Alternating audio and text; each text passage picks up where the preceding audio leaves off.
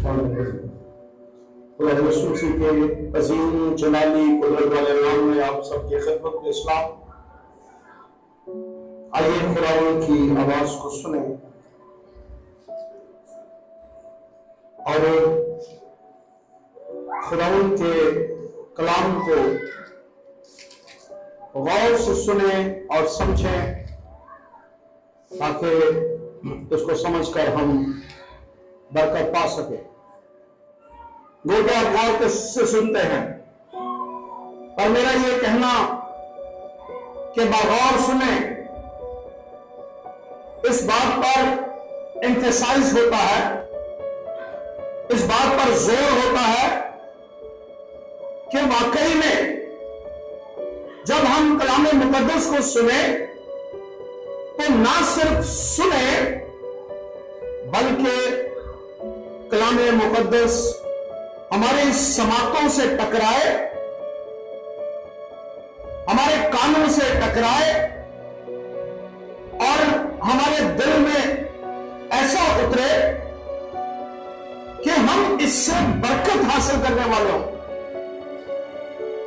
वो कि आप गौर से सुन रहे होते हो, मगर जब मैं ये कह रहा हूं कि गौर से सुने तो इसका मतलब है कि सिर्फ गौर से नहीं बल्कि ऐसा गौर से सुने कि इस कलाम के सबब से हमें वो दनाई हासिल हो, वो कुछ हम लें, वो कुछ इसमें से निकालें, वो हासिल करें जो कुछ कहा जा रहा है। सिर्फ सुनना नहीं है।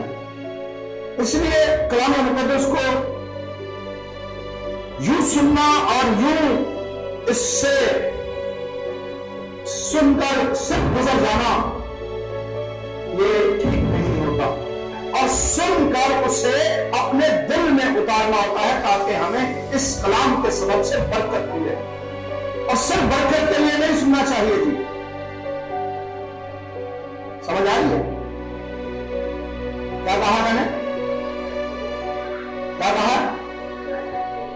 सिर्फ बरकत के लिए सुनना है हमने कलाम, ये बरकत के लिए कलाम बना हुआ है, ये अच्छी चीजें लेने के लिए कलाम बनाओ लिखा गया है, ये सिर्फ कलाम हमें खुशियां देने के लिए, सेहत देने के लिए, अच्छी अच्छी बातें हम इसमें से अच्छी अच्छी चीजें नोश करें, सिर्फ इसलिए कलाम है। अरे नहीं, कलाम इससे भी आगे, इससे आगे है कलाम। समझ आ रही हो? पौलुस रसूल क्या कहता है 6वें बाब में इब्रानियों के, कि कलाम की इब्तदाई बातों को, मसीह की इब्तदाई बातों को छोड़कर काम किसकी तरफ जी? कमाल की तरफ, इब्तदाई बातें छोड़कर। तो इसका मतलब है कलाम कुछ छोड़ने को कहता है। हम सिर्फ ये इसलिए कलाम पढ़ते हैं कि हमें बरकत मिले। सुबह मैंने नहीं पढ़ा तो मेरा जी क्या हादसा हो गया मेरे साथ, क्यों? क्योंकि मैं रूटीन से पढ़ता था, आज नहीं पढ़ा तो मेरे साथ ये हादसा हो गया। तो ये एक ऐसा ख्याल है जो अजीब है। मैं इसके बारे में तो कुछ नहीं कहूंगा, पर मुझे अजीब लगता है।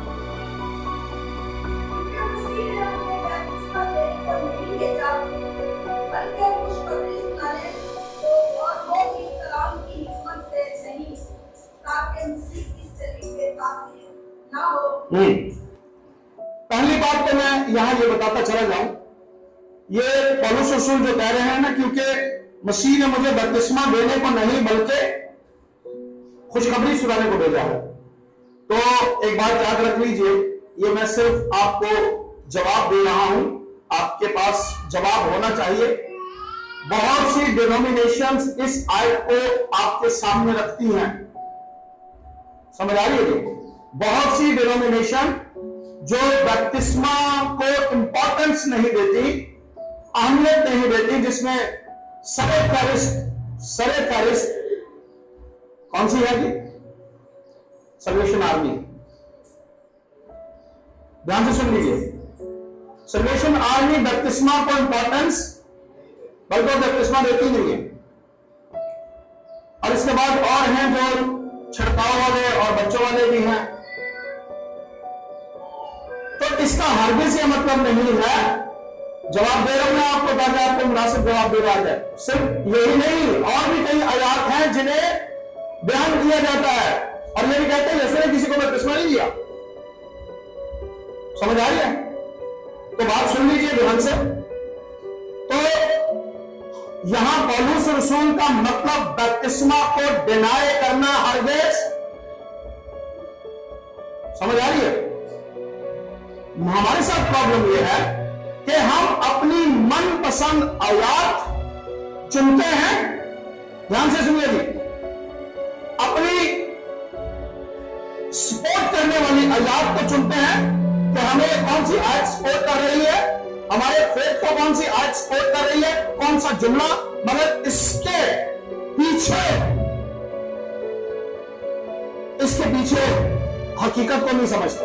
थोड़ा सा वॉल्यूम बढ़ाओ। पौलुस रसूल की खिदमत के बारे में कोई जानता है? पौलुस रसूल किसी एक मोहल्ले का पादरी, सुनिए ध्यान से, आज हम एवेंजलिज्म को या एवेंजलिस्ट को या मुबश्शिर को या मुबश्शिरा को या अपने टाइटल्स को उस तरह समझते नहीं जिस तरह हमारे टाइटल्स हैं।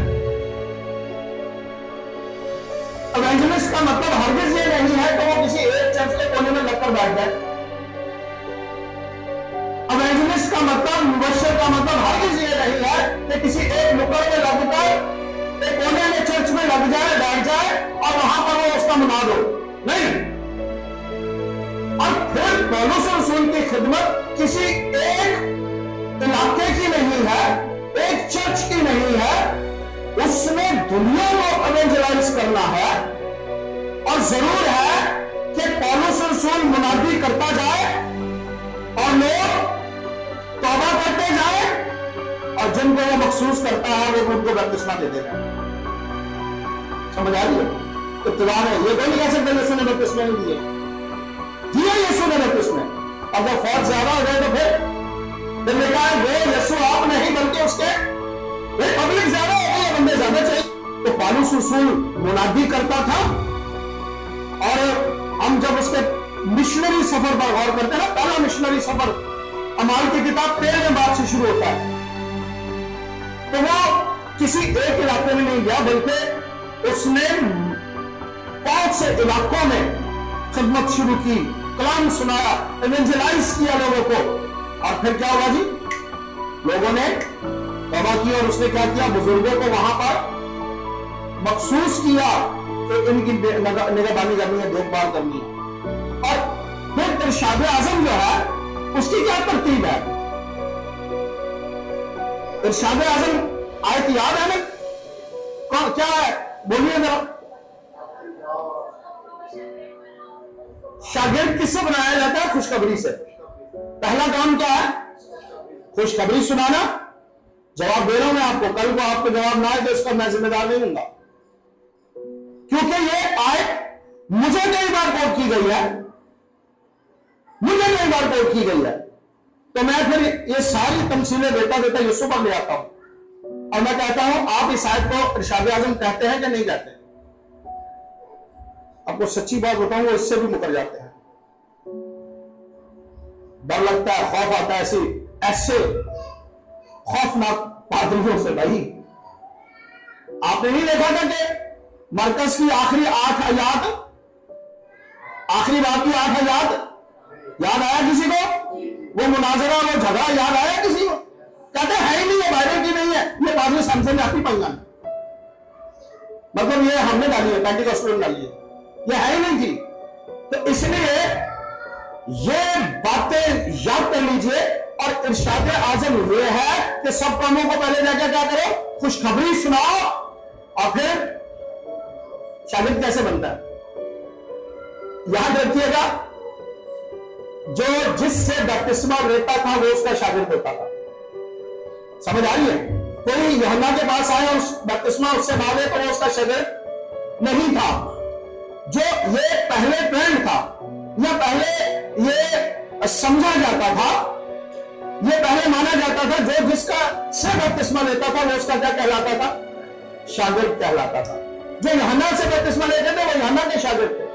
जिन्होंने यीशु से बपतिस्मा लिया वो यीशु के शागिर्द ठहरे। जिन्होंने पौलुस से, पतरस से, अपुल्लोस से लिया वो उसके शागिर्द ठहरे। ठीक है, तो शागिर्द खुशखबरी से ठहरता है। आज हम तो अपने शागिर्द नहीं बनाते, हम किसके शागिर्द बनाते हैं? हम मसीह के शागिर्द बनाते हैं। मसीह की बोले हैं, मसीह का है गला है, सब कुछ मसीह यीशु का है, और हम क्या है जी? हम मजदूर हैं। ठीक है, सो इस बात को समझना है कि इसका जवाब क्या होना चाहिए जो पौलुस रसूल ये कहता है। और फिर आगे है बपतिस्मा। ठीक है, अगर कोई तौबा करता है और बपतिस्मा नहीं लेता तो ये इस चीज की को जाहिर करता है कि वो यीशु का शागिर्द ही नहीं बना। और बपतिस्मा जब लिया जाता था तो इसका मतलब था आज जब बपतिस्मा लेते हैं तो हम यीशु का बपतिस्मा लेते हैं, है ना, जो यीशु ने राइज किया है। तो जब यीशु का बपतिस्मा लेते हैं तो किसके शागिर्द ठहरे हम? यीशु मसीह के। तो बपतिस्मा लेना शागिर्दियत का साइन है। बच्चा पैदा होता है, क्रिश्चियन घराने में पैदा होता है, कहते पास साढ़े बच्चे को वहां साइन करना है, कहते हैं ना। तो इसका मतलब है कोई निशान देते हैं ताकि वो क्या समझा जाए जी, वो क्या जाना जाए? वो मसीही जाना जाए, वो मसीही समझा जाए, वो मसीही कहलाए। हालांकि पैदा कहां हुआ? मसीहों के घर में, मगर फिर भी मखसूसियत के लिए कहां लाते हैं? खुदा के घर लाते हैं ताकि उस पर हाथ रखे जाए और उसे कलीसिया में शामिल किया जाए।